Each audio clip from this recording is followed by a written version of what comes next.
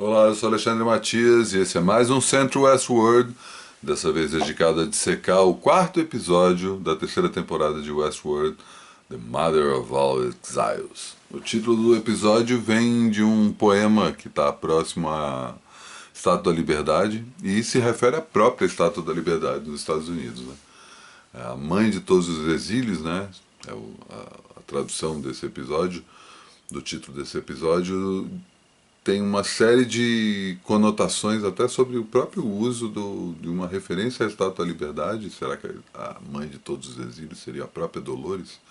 Uma vez que ela está recebendo aí, abrindo a porta do mundo real para a espécie dela, né? Cada vez mais a gente vê que o plano dela é fazer com que os anfitriões possam se proliferar e dominar esse território humano, né? Uma vez que ela saiu do parque temático onde ela pertencia. E talvez essa mãe de todos os exílios tenha a ver com isso, mas tem um subtexto também que é o fato da Estátua da Liberdade ter sido presenteada pelo governo da França para os Estados Unidos e o fato da gente também ficar sabendo um pouco mais da história do Sirac, aquele personagem misterioso vivido pelo Vincent Cassel, que até então a gente não sabe se ele é uma pessoa de fato, né? Tudo indica que ele está por trás do tal do Roboão, que é aquela máquina de inteligência artificial que acaba prevendo todos os futuros possíveis para todas as pessoas do mundo e tentando criar aí uma espécie de meritocracia para cada habitante desse mundo futuro onde acontece o Westworld, cada um deles ter o seu destino diferente, né? E pré-determinado por essa grande máquina de inteligência artificial. Cada vez mais fica mais evidente para mim que não só o Roboão está por trás de tudo que está acontecendo, tudo que a gente está vendo em Westworld de uma certa forma está ligado a isso, que talvez o Serac seja uma não sei se propriamente uma projeção ou uma encarnação, mas enfim, uma forma como o Roboão conseguiu entrar no mundo real, né, personalizar a sua existência num único ser. E a gente fica sabendo que esse personagem francês viu a destruição de Paris, que é uma das grandes divergências aí, que tem aquele gráfico circular, né, que aparece de vez em quando, mostrando que algumas coisas estão fugindo aí do futuro previsto por esse tal de Roboão. E uma dessas divergências é um acidente nuclear na França, que não dá para entender se é uma usina que, em Paris especificamente, que aparentemente destruiu a capital francesa. Não dá para entender direito se é uma usina que entrou em colapso, se é um ataque nuclear, mas o fato é que pela expressão do jovem Serac, né, que a gente vê ele novinho, vendo de longe ali o que aconteceu com a cidade dele, provavelmente com a família dele, a gente descobre que ele viu, né, a morte justamente da própria família. E isso tem um trauma considerável, né, e ao mesmo tempo poderia estar por trás da motivação do Serac justamente de conseguir fazer e até como uma própria forma como a série coloca, né, fazer com que salvar a humanidade de si mesma, criar uma situação em que a própria humanidade não consiga intervir em seu próprio futuro de forma que pudesse se autodestruir, né? É bem claro essa mensagem que fica e, né, essa referência aí que talvez a mãe de todos os exílios tenha de alguma forma a ver não só com a Dolores, mas também com o próprio Serac. A gente vê no começo do episódio a reaparição do Man in Black, né, agora de branco, né, vivido pelo Ed Harris, se chocando aí constantemente com o trauma de ter matado a própria filha e ter causado a morte da própria mulher, né? Se matou após descobrir a ficha do que ele fazia em Westworld. Ela se mata numa banheira e, em uma outra situação, a gente viu isso na temporada anterior, ele mata a própria filha achando que a filha é um anfitrião, é um robô. E depois ele descobre que não, né? E é um dos motivos desse trauma. E dá a entender que ele está nesse loop aí de fidelidade, né? Para tentar descobrir se ele é ou não uma máquina, né? Que ainda tem essa suspeita. E fica ali repetindo uma série de questões até que ele mesmo vê a própria filha. E aí a gente sabe que já é uma encarnação e a gente não sabe quem está. Uma encarnação, digo, digital, né? Não é propriamente a filha dele, né? Ele está sendo iludido a acreditar que está vendo tudo aquilo. Então ele está vivendo nesse estado que parece um sonho, parece um trauma, parece um dia da marmota que ele não consegue sair. Mas ao mesmo tempo a gente vê a chegada da Charlotte, né, que a gente vai descobrir mais pro final do episódio, mas as pistas já aparecem logo nessa primeira cena, que a Charlotte está sendo manipulada, ou melhor dizendo, habitada pela Dolores. Né? A cena em que ela faz a barba dele é uma citação à cena que a própria Dolores faz a barba do mesmo personagem da primeira temporada. Então já fica essa pista logo no começo da temporada. A gente vê aí tanto a Dolores voltando, tentando entrar em contato de novo com o Liam, né, ali, de novo com o Caleb, conseguem tirar a grana do Liam a partir de uma coisa, uma espécie de uma senha que está presente no sangue das pessoas que têm essa senha, uma teoria interessante, né, que no futuro a gente deixa o próprio sangue, né, até funciona como metáfora para poder provar que a gente é a gente mesmo. A Dolores não pode fazer isso, então ela tem que usar o Caleb, né, a gente viu na temporada passada, no episódio passado, que a Dolores ou qualquer anfitrião não tem sinais vitais, né, então ela não poderia usar o sangue de outra pessoa para se passar por um humano, por isso ela precisa do Caleb, que reforça uma possibilidade do Caleb não ser um robô, embora muitas pistas tenham sido dadas durante essa temporada sobre o contrário, né? Mas aí entra uma outra questão, principalmente isso não está muito claro, né? Isso vem a partir de pistas que foram dadas nos episódios anteriores, mas aos poucos, e aí muita gente fuçou o episódio várias vezes, os episódios anteriores na internet, né? E tem toda essa coisa de ficar caçando pistas e deixas que os autores possam ter deixado, e algumas cenas parecem se repetir de uma forma incompleta. Né? Algumas cenas, por exemplo, tem duas cenas em que aparecem os foguetes pousando verticalmente, né? Que é uma novidade que a gente fica sabendo basicamente por conta da SpaceX, que é a empresa de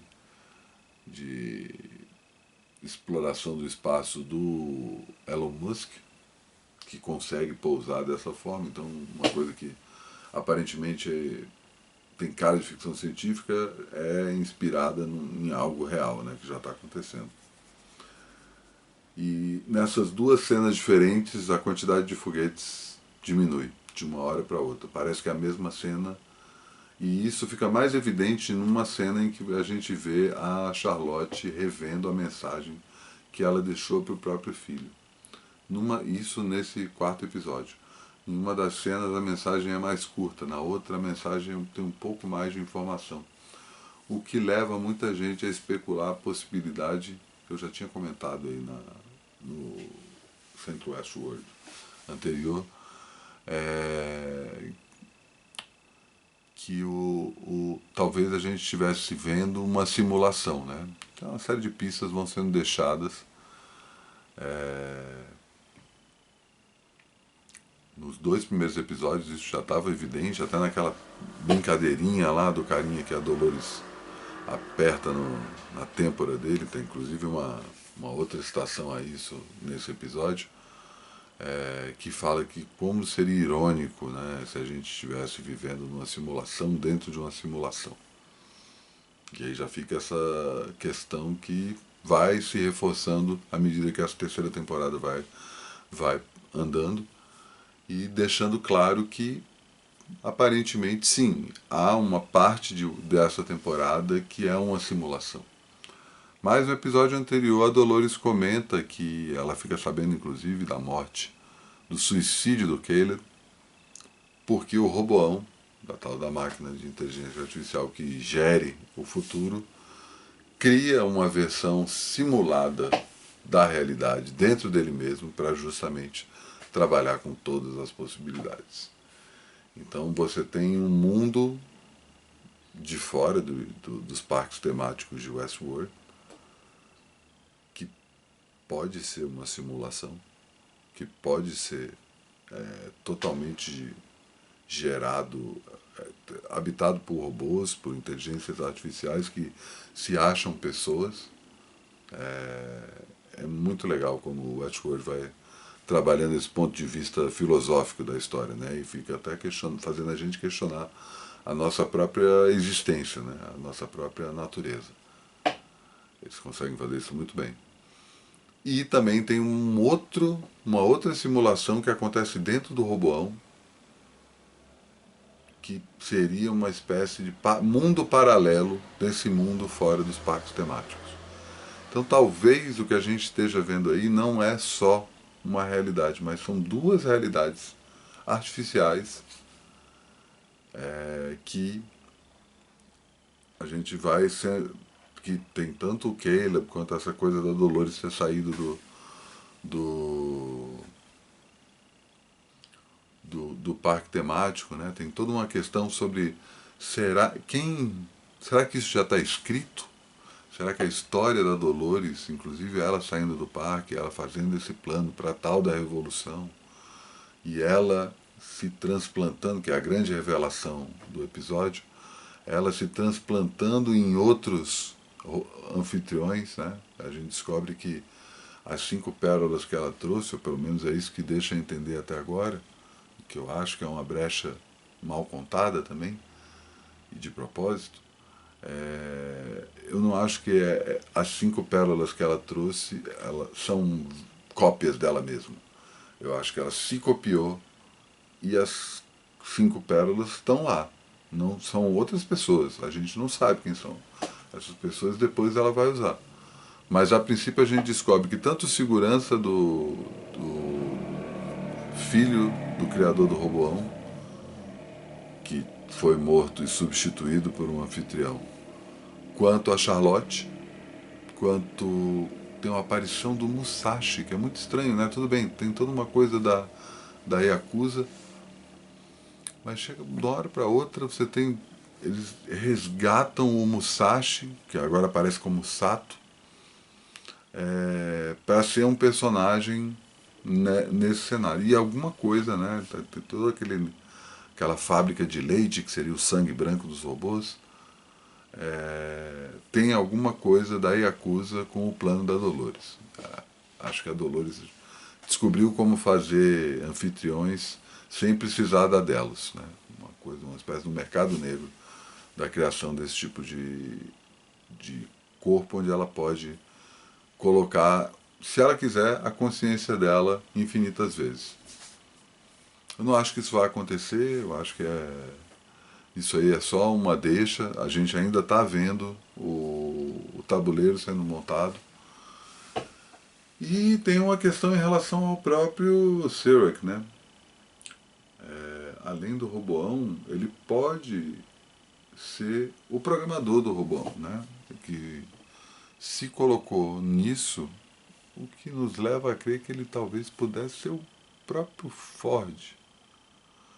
Uma versão se a gente pensa que o Westworld é um parque temático controlado por um mundo externo, que por sua vez pode ser uma espécie de parque temático, né? Quem está do lado de fora? Quem está contando essa história? O Serac pode ser uma forma que o Ford conseguiu para acompanhar a história de dentro. A gente não sabe, a gente não viu ainda. E é muito estranho, né? Porque Serac é um trilionário, um cara que é o cara mais rico do mundo em seu tempo e ao mesmo tempo o cara que não tem nenhum registro, né? Ninguém sabe onde ele está. Eu ainda faço essa relação com o Ford porque a roupa que o jovem Cedric aparece vendo a Paris sendo destruída é muito parecida com a roupa daquele menino, né, naquela primeira temporada, quando o Ford conversa com aquele menino em Westworld, que dá a impressão de ser a versão criança dele mesmo. Então, ainda tem essa possibilidade. Eu não descarto a possibilidade da gente ver o Anthony Hopkins nessa temporada. E esse quarto episódio é o meio da temporada, né? A gente chegou a terceira temporada. O Westworld tem, pelo menos em tese, programado 5 temporadas. E a terceira temporada, que é a temporada do meio, ela é a primeira temporada que tem 8 episódios em vez de 10, como as outras duas tiveram. Portanto, como tem 8 episódios, o quarto episódio é o meio da temporada. E acho que agora a gente começa a ver esse cenário sendo definido. Acredito que no próximo episódio, que já tem o episódio chama-se January, que é o nome de uma droga que os personagens tomam para sentir como era numa época em que as pessoas não eram controladas por computador. Eu vi alguém num canal desses que comenta no YouTube comentando que podia ser uma referência até um episódio em que a gente vê aquele mundo a partir de um personagem que tomou uma droga, como acontece com o Watchmen, né, do ano passado. Tem um dado episódio que um personagem toma uma droga e a partir do devaneio dessa droga ele consegue ter uma leitura completamente diferente do que está acontecendo. E tem também outra coisa que está completamente em aberto e não tem conexão nenhuma com o que está acontecendo. O pôster, né, dessa temporada, não sei se vocês lembram, é um androide, um robô, né, é uma silhueta, mas dá para ver que é um ser mecânico. É meio que cabisbaixo ali, caído, né, desabado depois de ter lutado, sei lá, e ao fundo uma cidade em ruínas num lugar desértico. Então, talvez essa seja a realidade fora dessa realidade que a gente está vendo. Talvez tudo o que a gente está vendo em Westworld, né, até essa temporada, aconteça dentro do próprio Roboão. Isso nem seja a realidade de fato.